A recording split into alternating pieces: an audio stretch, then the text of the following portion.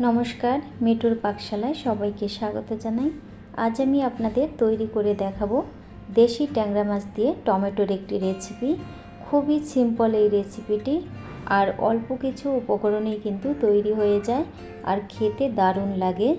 चलुन ताहले देखे नेওয়া যাক आमार आजकेर এই रेसिपिटा तैरी करते 800 ग्राम टमेटो निয়েছি और टमेटो भालो करे धुए तारपर एकटु लम्बा करे पातला करे केटे निয়েছি और निয়েছি कयेकटा चेरा काँचा मरिच। देशी छोटो टैंगरा माछ निয়েছি, माछगुलो भालो करे केटे धुए तारपरे जल झरिए निয়েছি। एबार माछ लवण और हलुद दिए मैरिनेट करे नेब।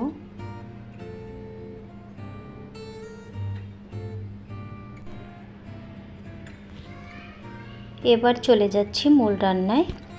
प्रथमे पैने दिए दिচ্ছি 2 टेबिल चामच सादा तेल। এখন এর মধ্যে আমি লবণ ও হলুদ মাখানো মাছগুলো দিয়ে ভেজে নেব। সবগুলো মাছ একসাথে দেয়া যাচ্ছে না বলে আমি প্রথমে অল্প পরিমাণে মাছ দিয়ে দিলাম।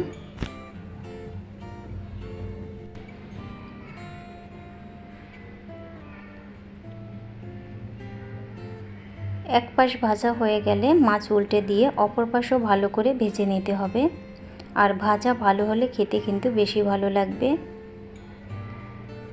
মাছ ভালো করে ভেজে নিয়েছি।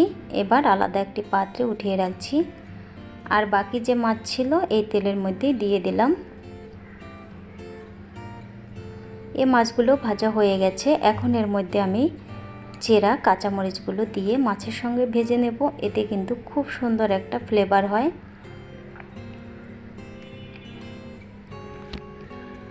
এখন এর মধ্যে আমি আগে থেকে ভাজা মাছগুলো দিয়ে দিলাম। এরপর 2 মিনিট লো আঁচে নেড়েচেড়ে নামিয়ে নেব। মাছ ভাজা এই তেলের মধ্যে বাকি রান্নাটা করে নেব। আমি আর তেল দেব না। প্রথমেই ফোড়ন দিয়ে দিলাম 1.5 চা চামচের মতো কালো সর্ষে। সর্ষে থেকে খুব সুন্দর একটা ফ্লেভার আসলে এতে দিয়ে দেব কেটে রাখা টমেটো।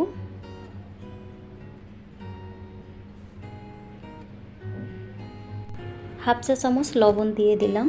টমেটো যেহেতু টক, লবণের পরিমাণ একটু বেশি দিতে হবে। যদি দরকার হয় পরে আমি আরেকটু দিয়ে দেব। আর দিয়ে দিলাম 1/4 চামচ হলুদ গুঁড়া। ভালো করে মিশিয়ে নিচ্ছি। মেশানো হয়ে গেছে। এখন ঢাকা দিয়ে 3 থেকে 4 মিনিট জাল করে নেব মিডিয়াম টু লো আঁচে।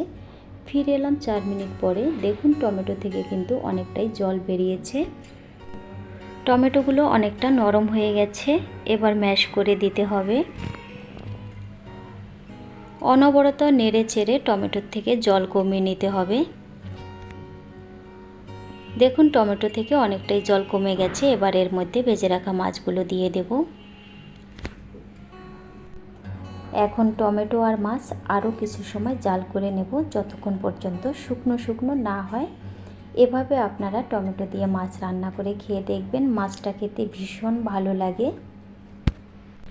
আমি দেশি ট্যাংরা মাছ দিয়ে এই রেসিপিটা করেছি। আপনারা চাইলে দেশি যে কোনো মাছ দিয়ে করতে পারেন, সেক্ষেত্রেও খেতে কিন্তু ভীষণ ভালো হয়। আর এই অবস্থাতে আপনারা নামিয়ে নিতে চাইলে সেক্ষেত্রে নামিয়ে নিতে পারেন, কিন্তু আমি আরও শুকিয়ে নেব তারপর নামিয়ে নেব, তবেই খেতে কিন্তু বেশি টেস্টি হয়। দেখুন একদম শুকনো হয়ে গেছে। এবার আমি পরিবেশন করব। আপনারা একবার হলেও এই রেসিপিটা ট্রাই করে দেখবেন। আশা করি আপনাদের ভালো লাগবে। আর ভালো লাগলে প্লিজ একটা লাইক করবেন, শেয়ার ও কমেন্ট করে পাশে থাকবেন। চ্যানেলটি সাবস্ক্রাইব করা না থাকলে সাবস্ক্রাইব করার অনুরোধ রইল। পাশে থাকা বেল আইকন প্রেস করে অল করে রাখবেন, যাতে পরবর্তীতে কোনো ভিডিও আপলোড করলে তার নোটিফিকেশন পেয়ে যান। সবাইকে ধন্যবাদ।